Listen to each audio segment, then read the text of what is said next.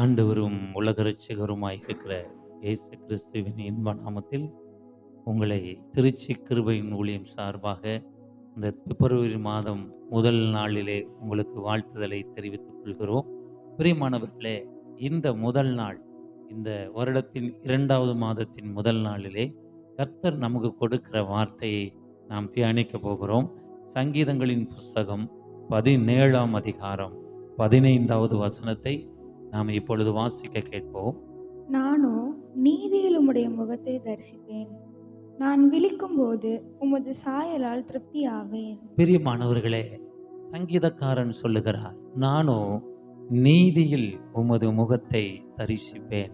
பிரியமானவர்களே, ஒவ்வொரு நாளும் நாம் ஆண்டவருடைய முகத்தை தரிசிக்கும்படி, அவருடைய முகத்தை பார்க்கும்படி நாம் எப்பொழுதெல்லாம் விரும்பி ஆண்டவருடைய சமூகத்திலே நாம் காத்திருக்கிறோமோ, கர்த்தர் நமக்கு அவருடைய முகத்தை காண்பிப்பார். அந்த முகத்திலே நமக்கு அநேக பலன் உண்டாகிற முகமாய் அது காணப்படுகிறது. பிரியமானவர்களே, என்ன பலன் உண்டாகிறது? அவர் பாடுகளை சகிக்கக்கூடிய பலனை அவர் நமக்கு தருகிற தேவனாய் இருக்கிறார். அந்த தேவனுடைய முகமானது பாடுகளை சகிக்கக்கூடிய முகமாய் நமக்கு இருக்கிறது. இரண்டாவது, நிந்தைகளை பொருட்படுத்தாமல் ஊழியத்திலே முன்னேறி செல்லக்கூடிய பலனை தருகிற முகமாய் அது காணப்படுகிறது. மூன்றாவதாக, அது உன்னதத்தில் இருக்கிற பலனை நமக்கு கொடுத்து ஒரு வருகை நாட்களுக்கு காத்திருக்கக்கூடிய பலனை தருகிற அந்த முகமாய் தேவனுடைய ஆண்டவராய் இயேசு கிறிஸ்துனுடைய முகம் நமக்கு காணப்படுகிறது. பிரியமானவர்களே, வேதத்திலே நாம் வாசிக்கிறோம் அநேக காரியங்களை. நமக்கு கல்வாரி சிலுவைகளில் முள்மூடி சூட்டப்பட்ட அவர் முகத்திலிருந்து ஒரு உன்னதமான பலன் நமக்கு கிடைக்கிறது. பிரியமானவர்களே, அதாவது லூக்கா எழுதின சுவிசேஷ புஸ்தகம் 9ஆம் அதிகாரம் 51வது வசனத்தை நாம் வாசிக்கும் பொழுது கர்த்தர் இப்படியாக நமக்கு அந்த ஒரு காரியத்தை சொல்லுகிறார். பாருங்க, நம்ம அதை வாசிக்க கேட்போம். லூக்கா 9:51.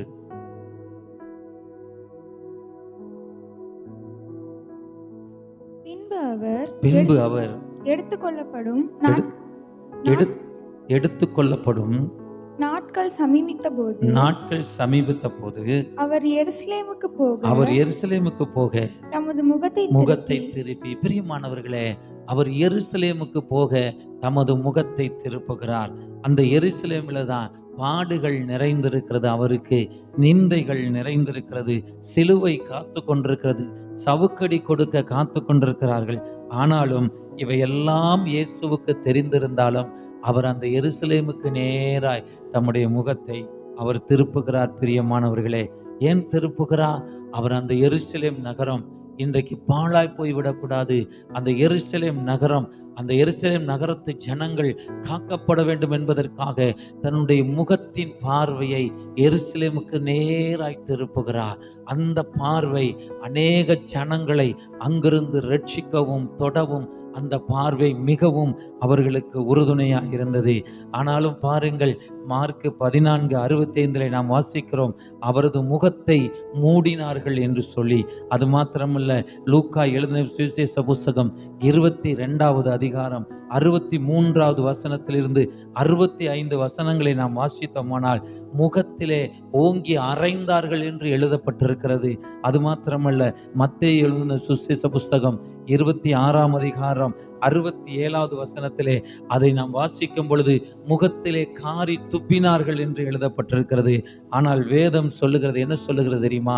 இதையெல்லாம் எழுதப்பட்டிருந்தாலும், இதையெல்லாம் அவருக்கு நடந்தாலும் வேதம் சொல்லுகிறது, ஏசாயா தீர்க்க தரிசன புஸ்தகம் 53வது அதிகாரம் 3வது வசனத்தை நீங்கள் வாசித்து பாருங்கள்.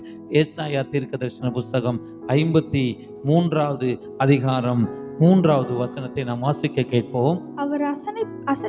அவர் அசட்டை பண்ணப்பட்டவரும் மனுஷரால் புறக்கணிக்கப்பட்டவரும் துக்கம் நிறைந்தவரும் பாடு அனுபவிக்கிறவருமாய் இருந்தார் என்று எழுதப்பட்டிருக்கிறது. பிரியமானவர்களே, பாருங்கள், அவரை குறித்து சொல்லப்படுது வேதத்திலே, அவர் துக்கம் நிறைந்தவராய், பாடுகள் அனுபவிக்கிறவராய், அவர் அசட்டை பண்ணப்பட்டவராய் அங்கே காணப்படுகிறார். அதே ஏசாயா தீர்க்கதரிசன புஸ்தகம் 52ஆம் அதிகாரம் 14வது வசனத்தை நாம் வாசிக்கும் பொழுது, மனுஷரை பார்க்கிலும் அவருடைய முகப்பார்வை மனு புத்திரரை பார்க்கிலும் அவருடைய ரூபமும் இவ்வளவு அந்தகேடு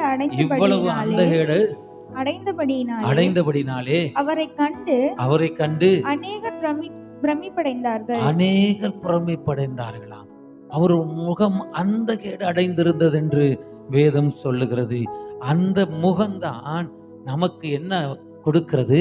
பாடுகளை அனுபவிக்கக்கூடிய பலனை அது தருகிற முகமாய் காணப்படுகிறது. பிரியமானவர்களே, 2008 அக்டோபர் மாதம் நான் ஒரு உபவாச கூடுகைக்கு சென்றிருந்தேன். பிரியமானவர்களே, அந்த கூடுகை 3 நாள் முழு உபவாச கூடுகை.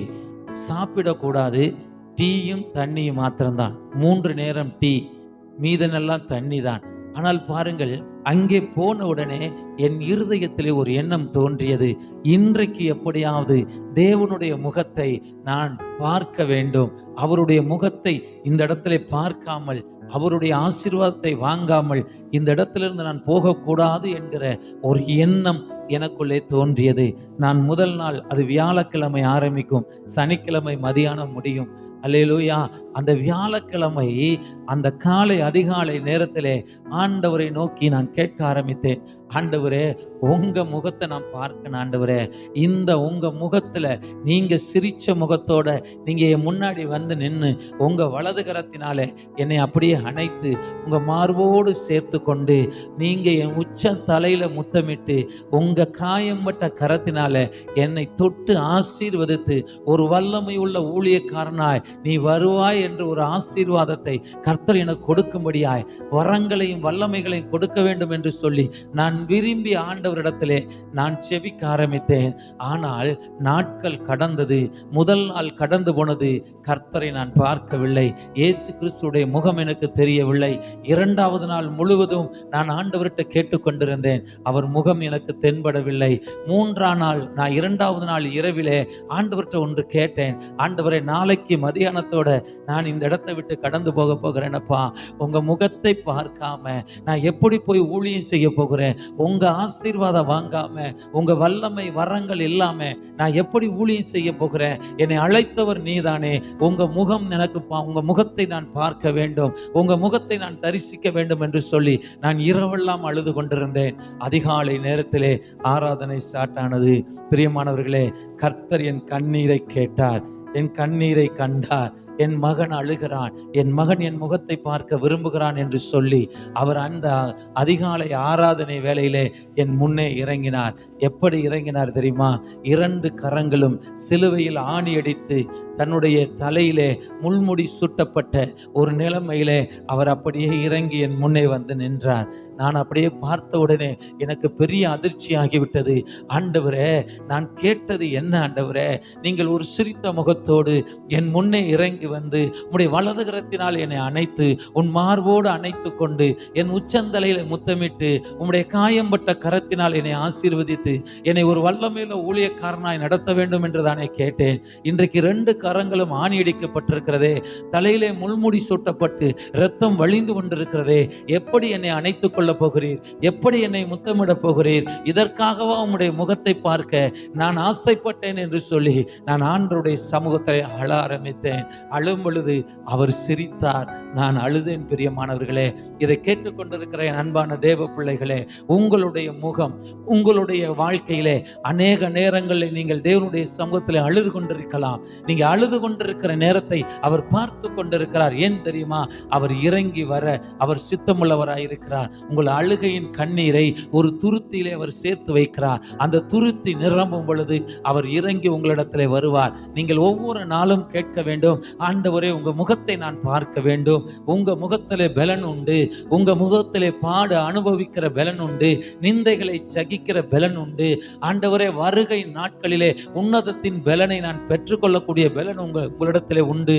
அந்த முகத்திலே நான் உண்டு என்பதை நான் அறிகிறேன். கர்த்தாவே, உங்க முகத்தை எனக்கு காண்பீங்க என்று சொல்லி சொல்லி நாம் கேட்கிற பொழுது அந்த முகம் நமக்கு தென்படும். நாம் ஆவியிலே அந்த முகத்தை தரிசிப்போம். கர்த்தர் நமக்கு பலனை கொடுக்கிறவராய் இருக்கிறார். அவர் இறங்கி வந்த ஒரு பாடு நான் கேட்டேன், இதற்காகவா நான் அழுதேன்?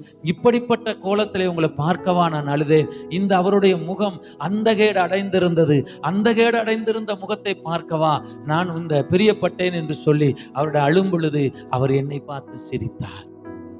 நீங்கள் யோசித்து பாருங்கள், அவர் எப்படி சிரிக்க முடியும்?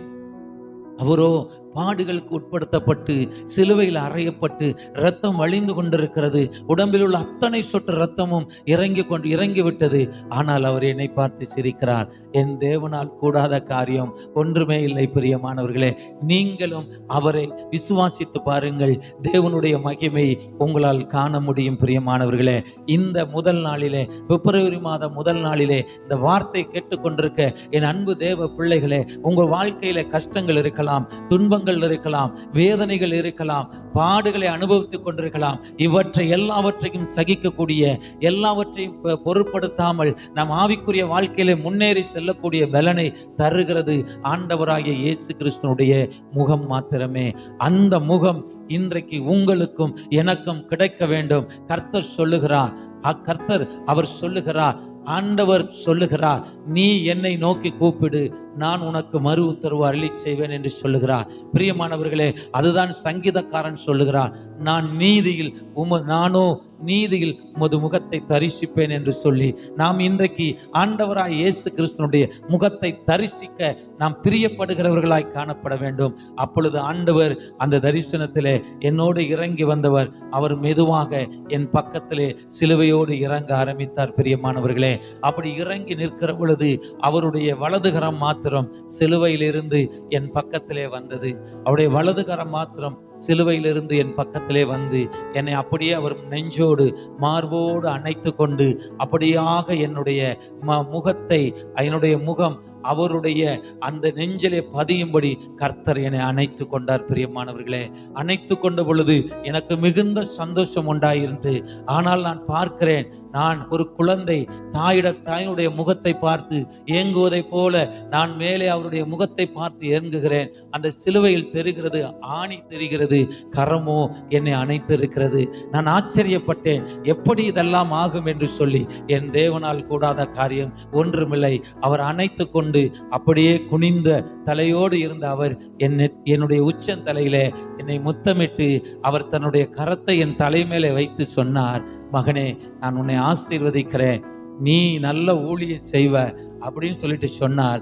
ஊழியத்திலும் குடும்ப வாழ்க்கையிலும் சில பாடுகளை நீ அனுபவிக்க வேண்டியது வரும். அதற்காகத்தான் இந்த பாடுகளுடைய காட்சியோடு நான் உன் முன்னே வந்து நிற்கிறேன்.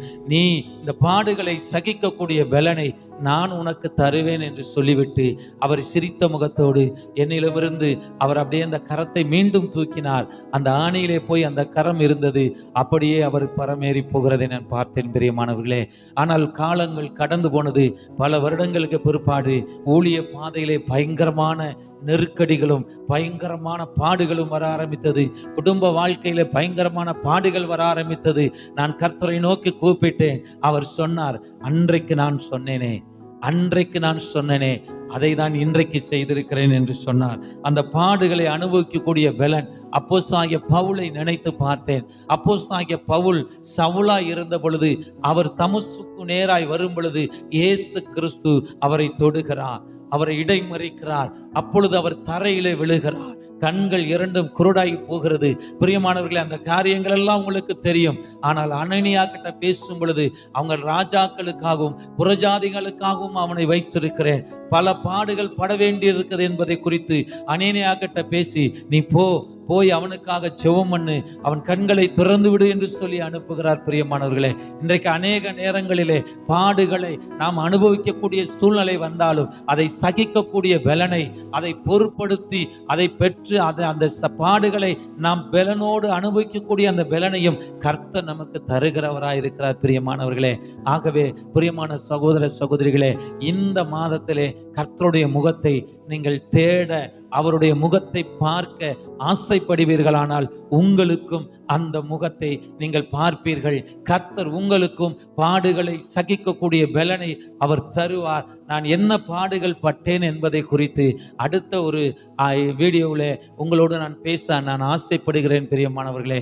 ஆகவே இந்த மாதத்திலே நமக்கு கொடுத்த வார்த்தையின்படி, நானோ நீதியில் உமது முகத்தை தரிசிப்பேன், நானோ நீதியில் உமது முகத்தை தரிசிப்பேன், நானோ நீதியில் உமது முகத்தை தரிசிப்பேன் என்று சொல்லி அநேகர் ஆண்டவரிட பார்த்து இந்த மாதத்தில் கேட்பீர்களானால், உங்கள் மத்தியிலே நீங்கள் செபிக்கிற பொழுது, ஆண்டவரை நோக்கி கூப்பிடுகிற பொழுது, உங்களுக்கு முன்பாக அவர் இறங்கி வந்து அவர் முகத்தை தரிசித்துக் கொள்ளும்படி கர்த்தர் உங்கள் முன்னே இறங்குகிறவராய் காணப்படுகிறார் பிரியமானவர்களே.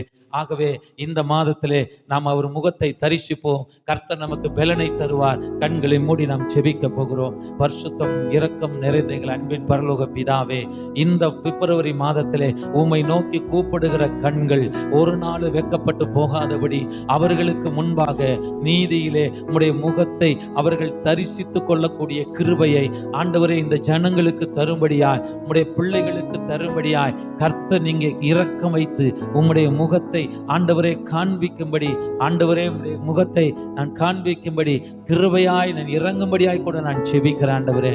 ஹல்லேலூயா ஆண்டவரே, உம்முடைய கிருபை ஒவ்வொரு பிள்ளைகள் மேலும் தங்கியிருக்கும்படியாய் கூட நாங்கள் செபிக்கிறோம்.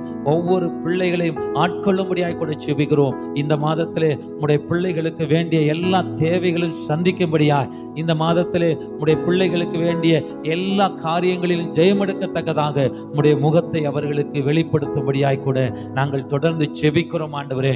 நீர் அப்படியே ஆளுகை செய்து ஒவ்வொரு பிள்ளைகளையும் பலப்படுத்துவீராக.